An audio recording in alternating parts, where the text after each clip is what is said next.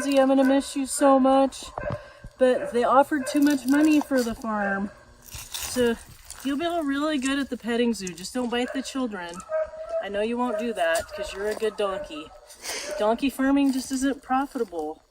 All right, well, I'm headed out to my site visit. I'll see you later.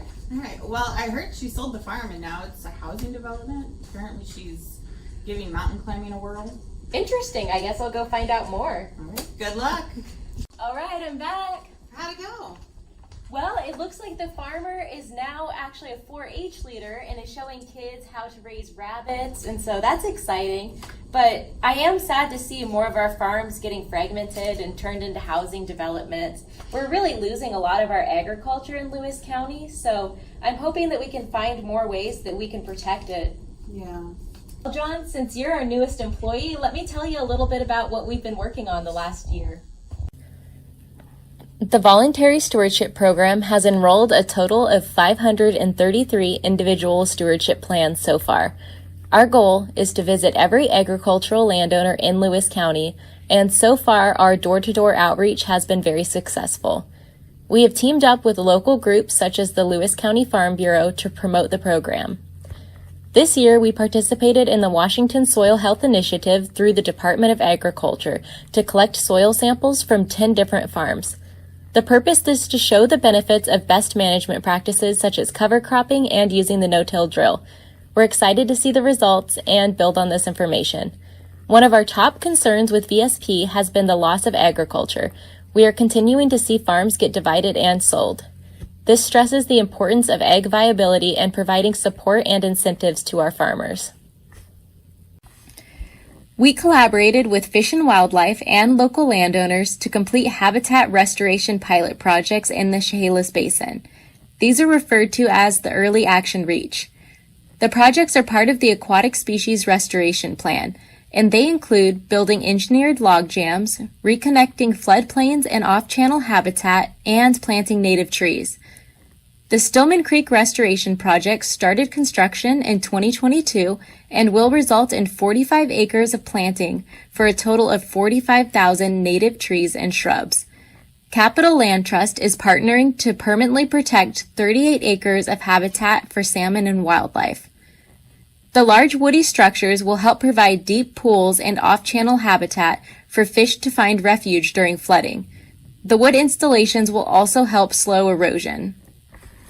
So this is the upstream end of the side channel that will be activated during high water events, probably 5, 6, 7 times a year. And you can see the log jam over here. It is going to direct the flow into this side channel when the water gets up higher.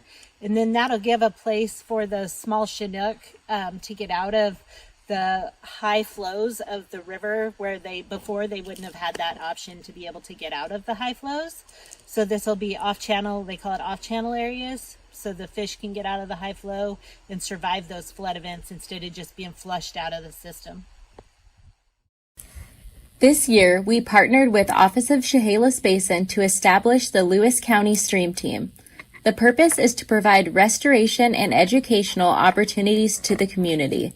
Some of the highlights have been teaming up with landowners along Mill Creek to plant over 600 native trees and shrubs with volunteers. We have also worked closely with Grays Harbor Stream Team to teach local students about salmon and macroinvertebrates. Last month, an educational workshop on freshwater mussels and lamprey was presented by Fish and Wildlife biologists. We had 18 community members show up to learn more about these elusive but important species. Here's a clip from that fascinating presentation. Water, like we have water treatment plants, we have, settling ponds, stormwater ponds all over the place. Mussels are nature's stormwater water treatment plants. They're filtering constantly. But like I said, they don't move. So if there's like a spill or something upstream, or somebody dumps their oil in there, or the semi-truck flips over on I-5 and dumps in the Chehalis, fish can move. That's terrible for fish event too. I'm not saying it's not bad for fish. Lamprey can move, salamanders can move, ducks can move. Mussels got to take it, man. They just have to take that oil spill. They have to take that fertilizer dump. Maybe one day it's a bunch of fish food that dumps in the river and it's the best day of their life. But they can't move from that spot. So not only are they cleaning our waters for us, they do this. Every gallon of water that goes down the Chehalis and New Alton gets a mussel suck. You know, they're sipping all the time, except in like high flow events. But also we can tell like kind of a chronology of what stuff has been in the river, because these things live so long. So you can take tissue samples or shell samples and see if something happened like 50 years ago, because they're still there. They were there for that. They may not have survived, but it's kind of cool. CREP currently has 80 contracts with landowners to establish riparian buffers. The program covers 52 miles of stream for a total of 834 acres enrolled in Lewis County. It generates $265,000 a year in rental payments for local landowners. We completed a total of 5 fish passage projects this year. 2 of our culvert replacements were on King Creek and Winlock.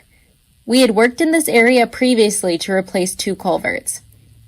Our first project this year was FFP funded and was a partial fish barrier. We replaced the culvert with a 40-foot steel bridge, and this was the first time we did a piling bridge due to the proximity to the road. Our second project on King Creek was mostly funded by the Brian Abbott Fish Recovery Board. We struggled to find match, so we used the Commission NRI funds. We replaced a culvert with an 80-foot steel bridge, and this was a challenge because there was a high bank and a low bank. Our third project was a FFP funded project on a tributary to Hannaford Creek. We replaced a completely blocked culvert with a 30-foot bridge. Our last 2 projects were complete barrier removals funded through FFP.